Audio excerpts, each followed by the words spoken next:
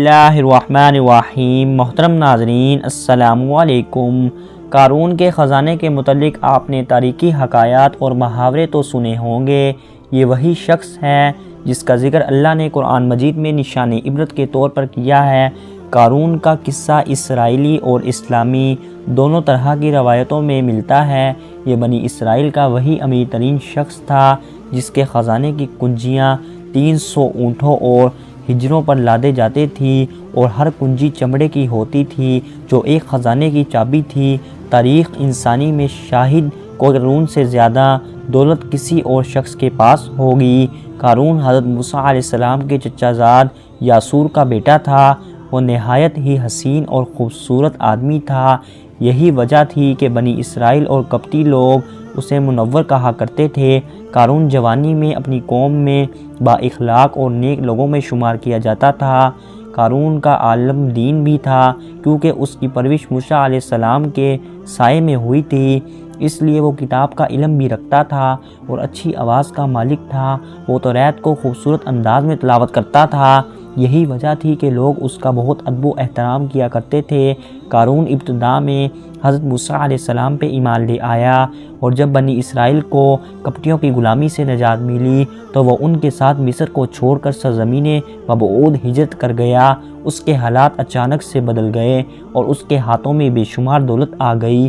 دیکھتے ہی دیکھتے وہ اپنی قوم کا امیر ترین شخص بن گیا، جس کا ذکر اللہ نے قرآن مجید میں کچھ یوں کیا ہے: بے شک قارون موسیٰ کی قوم سے تھا، پھر اس نے قوم پر زیادتی کی اور ہم نے اس کو اتنے خزانے دیے جن کی کنجیاں اٹھانا ایک طاقتور جماعت پر بھاری تھا۔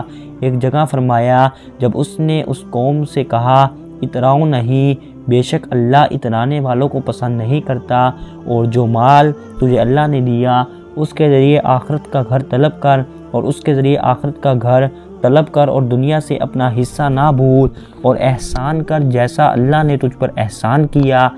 بے شک اللہ تعالیٰ فسادیوں کو پسند نہیں کرتا۔ حکم نازل ہوا اور حضرت موسیٰ علیہ السلام نے اس سے عہد لیا تو اس نے یہ وعدہ کیا تھا کہ اپنے مال کا 1000 حصہ زکوٰۃ نکالے گا۔ جب اس نے اپنے مال کا حساب لگایا تو ایک بہت بڑی رقم زکوٰۃ کی نکلی، لہذا اس کے دل میں حسو اور لالچ پیدا ہو گئی اور وہ زکوٰۃ کا منکر ہو گیا۔ اس نے ایک گندی چال چلی۔ اس نے بنی اسرائیل میں سے ایک گروہ کو جو اس کے حمایتی تھے جمع کیا اور کہا، اے بنی اسرائیل، موسیٰ نے ہمیں بہت سے امور کا حکم دیا جس پر تم لوگوں نے اس کی پیروی کی، اب وہ تم سے تمہارا مال لینا چاہتا ہے۔ فلاں فاحشہ عورت کو لے کر آؤ تاکہ اسے کچھ پیسے دے کر موسیٰ کو بدکار ثابت کیا جا سکے۔ قارون نے اپنی قوم کے لوگوں کو جمع کیا اور حضرت موسیٰ علیہ السلام سے پوچھا کہ زنا کی کیا سزا ہے؟ حضرت موسیٰ علیہ السلام نے کہا، جو زنا کرے حالانکہ اس کی بیوی ہی کیوں نہ ہو اسے سنسگار کیا جائے یہاں تک کہ وہ مر جائے۔ قارون نے حضرت موسیٰ علیہ السلام سے کہا، حتیٰ اگر یہ کام آپ نے ہی سر انجام دیا ہو تو بھی؟ موسیٰ علیہ السلام نے کہا، ہاں، حتیٰ کہ اس کام کو میں نے بھی انجام دیا ہو تو بھی۔ قارون نے کہا، آپ نے فلاں فاحشہ عورت سے زنا کیا ہے۔ موسیٰ علیہ السلام نے فرمایا کہ اس عورت کو میرے سامنے لاؤ، لہٰذا وہ عورت بلائی گئی تو آپ نے فرمایا، اے عورت، اس اللہ کی قسم جس نے بنی اسرائیل کے لیے دریا کو پھاڑ دیا اور عافیت و سلامتی کے لیے دریا کے پار کرا کو فرعون سے نجات دی، سچ کہہ دیا۔ یہ واقعہ کیا ہے؟ حضرت موسیٰ علیہ السلام کے جلال سے وہ عورت سہم کر اب کانپنے لگی اور اس نے مجمع عام میں صاف صاف کہہ دیا، اے اللہ کے نبی، مجھ کو قارون نے کثیر دولت دے کر آپ پر بہتان لگانے کے لیے آمادہ کیا ہے۔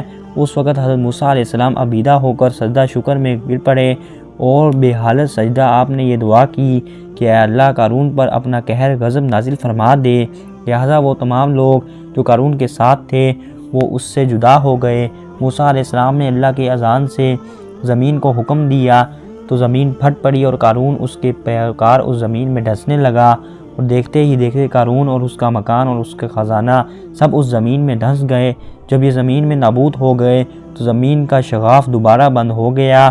قارون کے اس دور کے متعلق بہت سارے تحقیقی حقائق نقل کی گئے ہیں اور تا قیامت قارون اور اس کا خزانہ انسانیت کے لیے نشان عبرت بن گیا ہے۔